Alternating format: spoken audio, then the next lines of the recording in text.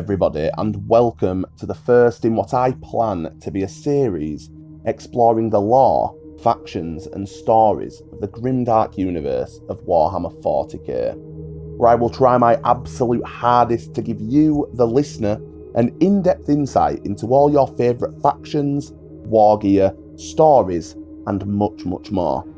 Now today we'll be taking a look into one of the traitor legions of the Astartes, better known as the Space Marines, the Emperor's mightiest warriors turned devout tools of destruction for the ruinous powers of the Chaos Gods. The specific traitor legion that we're going to be focusing on for the duration of this video will be that of the Death Guard, the renegade Astartes whom devote themselves exclusively to the Chaos God Nurgle and his worship, and as a result they have become hideous, redoubtable, mutated parodies of their former selves, becoming internally rotting abominations, riddled and infected with every existent form of disease and abhorrent decay. Now, before I go any further, I will say that there are many factions of Chaos Space Marines in 40k as a whole, and if you wish to explore them in the future, then just leave a comment detailing the faction that you would like to hear more about, and I will be sure to consider it for future content. Now, with that being said, let us begin with the topic for this particular video. So, the Death Guard's story begins of course with its Primarch, Mortarion. Now, Mortarion was one of the original 20 Primarchs, genetically engineered transhuman sons of the Emperor of Mankind. Per the Emperor's design, these Primarchs were to be the superhuman generals and proconsuls of mankind's rallying forces amidst the coming crusade to reunify the scattered remnants of humanity. Now, the genomes of these superhuman Primarchs were the genetic templates used in the creation of the Astartes legions, and in turn, the Primarchs would command their respective legion. But before the Emperor's plans for his gene sons could come to fruition, the Chaos Gods decided to intervene, using the powers of the Warp to respectively Shanghai the Primarchs, spreading them across the galaxy to other human-inhabited planets. Now, devoid of their gene father's care and respective guidance, each developed a unique personality shaped by, of course, their circumstances and some might say the quality of their lives on each particular homeworld on which they now found themselves. Now, Mortarion ended up on the feral world of Barbarus, a world in the segmentum tempestus orbiting a nearby yellow sun as dim as it was. The proximity of this sun created a thick miasmic atmosphere of gruesome toxic chemicals, the most malign of which rose through the interminable clouds toward the heat of its dim sun, causing the world beneath to be a dreary place of almost endless night, suffering little starlight and only short, gloomy days. Now, the planet Barbarus was a pre-industrial world, where the most advanced technology was that of steam power. The population of this planet was split into that of the ruling warlords, basically inhuman psychers and necromancers with immense warp-derived powers, and that of the human settlers whom had found themselves trapped on the bleak toxic world in millennia's past. Eventually, these human settlers would be forced to carve out a humble existence for themselves as basically farmers in the few poison-free valleys of the planet, ever fearing for their lives at the receiving end of these necromantic overlords and their vile creations. Now, Mortarion as a child was adopted, and I use the term extremely loosely, by the most powerful of these overlords. When he had stumbled upon him amongst the corpses of a battlefield where he'd been engaging in conflict, the never-ending bloodshed constantly fought against other ruling warlords of the planet. The Primarch lay encased beneath corpses, a wailing infant where any normal child would have been suffocated and perished long before discovery. Now, this High Overlord, known as Nakar, took the infant Primarch for his own, with the intention of moulding him into a son and heir, aptly naming him Mortarion, or Child of Death in the dialect of the local barbarians. Mortarion's upbringing was far from, well, an upbringing at all, as Nakar kept him housed within a small tower, purposely positioned so as to be in a place where even his superhuman tolerances were extruded to their absolute limits due to the sheer amount an extremity of toxins in the air. Necker, on the other hand, uprooted his fortress, moving it to the highest peak of Barbarus, where even the superhuman Primarch could not go. As time would pass, Necker would train the child Primarch, who seemed to possess a keen intellect and a nearly insatiable thirst for knowledge. Mortarion learned everything he possibly could, from battle doctrine to arcane arts and secrets, from artifice to stratagem. However, the young Primarch's inquisitive nature would start to wane on the Overlord, turning towards subjects that he did not wish to discuss, namely the pathetic humans residing in the valley that the many warlords would prey upon in order to have corpses to warp and reanimate. Now, as time passed, and Mortarion began to realise that he would never truly get the answers that he was searching for from his adoptive father, Mortarion would see himself free of his home and prison, killing the several guards stationed there and fleeing the tower, heading for the valleys below. Upon his arrival, Mortarion discovered that the prey of the overlords residing there were in fact of his own species. Outraged, he vowed to liberate them, bringing an end to their oppression. The villagers were hesitant to accept this pale giant, a stranger from the mountains. Yet as if by fate, Mortarion was given a chance to prove himself when a horde of creatures enthralled to another warlord descended upon the village. Mortarion, observing the villagers' inability to fight back effectively, decided to join the fray. Wielding a huge harvesting scythe, he made short work of the attacking creatures. When the warlord noticed Mortarion slay the abominations with such ease, he smiled before retreating into the poisonous fog, only to then be pursued and butchered by the inhumanly resilient scythe-wielding Primarch. Now, as you can imagine, the villagers were thrilled and accepted the Primarch with open arms. And so, without further reservation, Mortarion started training the villagers, teaching them the art of warfare, tactics, how to fortify their homes, until eventually word had spread. People come from the other settlements, braving the treacherous journey to learn from Mortarion.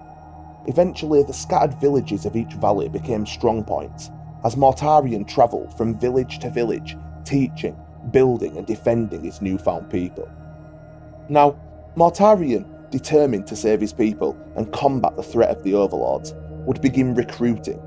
He would find and recruit the toughest, most resilient men he could find, forming them into small units trained under his guidance. He would enlist the help of blacksmiths, crafters and able artificers to craft and assemble suits of armours that would eventually allow the men to traverse the poisonous atmosphere of Barbarus. He would dub his new fighting force the Death Guard and begin crusading through the poisonous fog, adapting their armour and themselves, purging peak after peak until but one of them denied access, the home and fortress of Mortarion's adoptive father, Necker. Now, despite Necker being a vicious, necromantic overlord, Mortarion still felt a deep reluctancy to attack his adoptive father's stronghold. And so, with the advice of Callous Typhon, one of the many he had trained to become an able warrior and confident, he called off the attack. Typhon warned him that he was not yet ready to face his adopted father, even with the armour they had been able to develop and adapt, and so Mortarion and his Death Guard returned to their village. Yet when they arrived, Mortarion's mood would quickly grow sour, as instead of his people cheering his victory over the oppressive overlords, he found them occupied with the arrival of a stranger whom had promised Barbarus its long-awaited salvation. Finding this stranger in conference with the elders of the village, Mortarion interrupted with claims that his people needed no outside help. The stranger, commenting on Mortarion's claims, stated that even Mortarion and his Death Guard were having trouble vanquishing the remaining warlords, and so he would offer Mortarion a challenge. To prove that Mortarion and his people needed no help, Mortarion must travel to his adopted father's fortress and defeat him. If he were unable to complete this task, Mortarion was to swear fealty to the stranger and the Imperium of Man that he represented. Now, Mortarion's Death Guard protested, stating that he should listen to the prior advice of Typhon. Alas, Mortarion paid no attention to the pleas of his men and left alone to confront Necker. Motivated by a need to prove himself to the stranger, he ventured to the top of the mountain on which Naker's fortress stood. Now the air surrounding the Overlord's fortress was so thick, so poisonous, that parts of Mortarion's armour began to disintegrate and rot away. Collapsing at the gate of Naker's fortress, screaming challenges at the Warlord, the last thing Mortarion would see before his inevitable blackout was Naker emerging from his fortress to kill him, laughing, mocking his weakness and failure. In that moment, he heard a voice not his own, yet this voice was in his own head. The voice seeked to impart knowledge on what it claimed to be the true lesson on how to defeat death itself. Now of course, though he did not know it yet, the voice belonged to the Chaos God Nurgle, who unbeknownst to Mortarion had already chosen him to become the greatest of his mortal champions. As Mortarion lay before his adopted father, his inevitable death encroaching upon him, the stranger suddenly emerged, wielding his flaming sword, and with one strike, Naker was no more. Now of course, the stranger revealed himself to be the Emperor of Mankind, Mortarion's true gene father. And as he had promised, Mortarion swore his fealty to him. And shortly after, the Emperor gave Mortarion command of the 14th Space Marine Legion. Now, to fully understand the story of the Death Guard, it's important to understand the history of the chapter and that there were originally a legion named the Dusk Raiders. Now, I just want to make it clear before we continue that Space Marines take their legion heraldry extremely seriously. In fact, the heraldry denotes who they are, their identity if you will. Too often, I hear people assuming that Space Marines are all the same. Well, this is an absolute fallacy. Space Marines are individuals, and more often than not, they carve their own cultures within their respective legions or chapters. Now, the Dusk Raiders, as mentioned before, were the 14th Space Marine Legion. They were raised by the Emperor on Terra following the inception of the Great Crusade. Now, most of the base humans that would go through the genetic process of becoming Space Marines in this era came from Terra, and in the case of the Dusk Raiders gene recruits, they were drawn from the warlike clans of Old Albia, basically modern-day Albania. And so these recruits were respectively shaped by the blood and culture of the warlords of Albia, as well as the hands of the Emperor himself. And so the recruitment of Albians brought to the Emperor's legions brought with them the martial traditions and prowess, not to mention the bloodlines of which had held Terra in its grasp for centuries. Essentially, the Emperor was not willing to give up such a valuable resource. Now, the 14th Legion were experts in the field of survival and endurance, quickly earning themselves a reputation amongst the new forged legions as a relentless and disciplined band of fighters, and even in defence they were able to hold their own to the very last man or bolter shell, excelling in close-range firefights and bloody attrition. The Dusk Raiders' armour was grey and unadorned, but as time began to pass, they began to carry the symbols of rank and decoration. Most tellingly of all, the right vembrace, gauntlet and shoulder pauldron was painted in the deepest of crimson, as if the whole right arm had pierced through an enemy's chest and the blood had dried on, symbolising the red right hand of the Emperor's justice. As the 14th Legion fought in the last days of the Unification Wars and the first battles of the Great Crusade, they were dubbed the Dusk Raiders. Those who'd fought against them had dubbed them this, and the Dusk Raiders decided to take it for their own. Now, this name was a consequence of the way the 14th Legion would conduct its ground assaults as the day broke into night.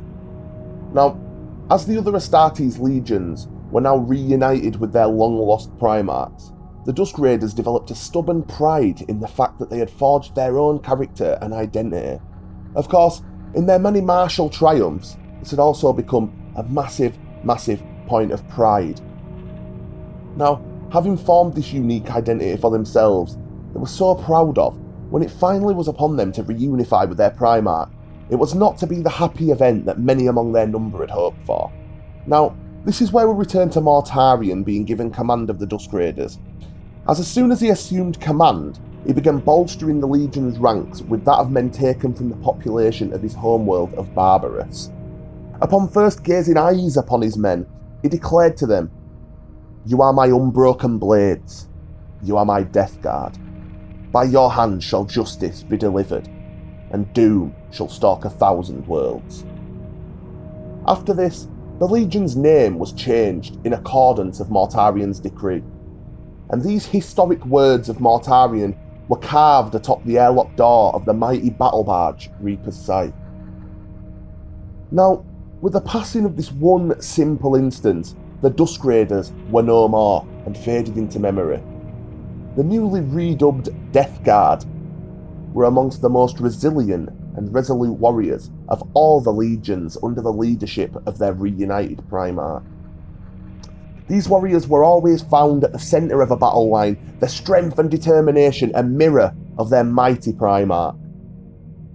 Now, during the Great Crusade, the War Master Horus Lupercal, the Emperor's most trusted son and military commander, fell to the dark powers of chaos, sparking the absolutely devastating, universe-spanning civil war known as the Horus Heresy. Now, as the Death Guard travelled through the warp, making their way towards the Siege of Terra, a pivotal moment in the civil war between mankind and the ruinous powers of chaos, they found themselves assailed by warp-born plagues so virulent that not even the legendary resilience of the Death Guard could withstand them. Now, it wasn't before long before the entire Legion was overcome with an immense sickness, their bellies bloated with corpse gas, their flesh began to hang from their bodies, until the once mighty warriors of the Death Guard became but a shell of themselves, crippled wretches eventually falling into absolute delirium. Though we can only speculate the forces enacted upon the Primarch Mortarion, he would eventually cry out to be delivered from his suffering. Of course, his pleas must have been answered, for when the vessel housing the Death Guard emerged from the warp, the vessel itself and all those within were entirely changed, forever. The once gleaming white armour of the Death Guard was now stained with filth and grime. The once noble warriors encased within now transformed into abominations, walking hives of death and disease. But worse than that, these newly afflicted plague marines were now the host for all the most virulent diseases their new master, the Chaos God Nurgle, could possibly concoct. Condemned to an eternal state of decay, the Death Guard would continue to spread their pestilence throughout the known galaxy, infecting and corrupting for the pestilent glory of their newfound grandfather, the Chaos God Nurgle. Now, this has just been a relatively short video discussing the Death Guard. Now, there is of course much more to the Death Guard story, and of course stories within the Death Guard itself respectively. And if you guys enjoyed this video and you wish to revisit the Death Guard, just leave a comment and we will be sure to explore the Death Guard with more depth and more detail in the future.